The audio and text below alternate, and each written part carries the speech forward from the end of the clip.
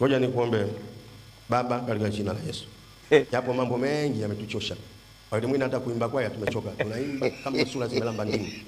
Mungu tusaidie. Kuna wasichana wamechoka, wanataka kuolewa na wazee, wakicheka kama wanalia. Wakitembea kama wanacheza step. Watulize hao wasichana.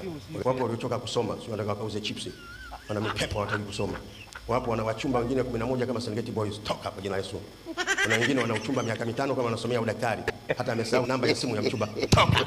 Tumechoka, watoto hawasikii. Tungeulizwa kabla ya kuzaliwa tungekikataa hicho kitoto. Tumetuchosha, kinakula madawa, kinatuibia. Mungu tutie nguvu. Kuna mahali tumefika tumekata tamaa hata kuja kusali. Tumechoka. Kuna ibada zinaendelea muda mrefu mpaka tumesahau somo limeanzia wapi. Baba tusaidie kwa jina la Yesu. Wengine wamechoka kwa kuumwa, anatamani kufa afi mtu hapo.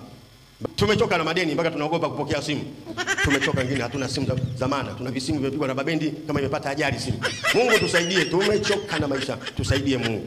Tukutazame wewe, tutazame matatizo. Tutazama matatizo utakata tamaa. Upo Yesu unayejua safari yetu ya maisha. Tusaidie, usituache. Neema yako yatosha. Katika jina la Yesu. Amen. Hata maombi yanakuwa burudani. Sio maombi yanakuwa kama ugomvi na kuchomoa, unanichomoa wapi? Amen. Jamani mbarikiwe jamani. No.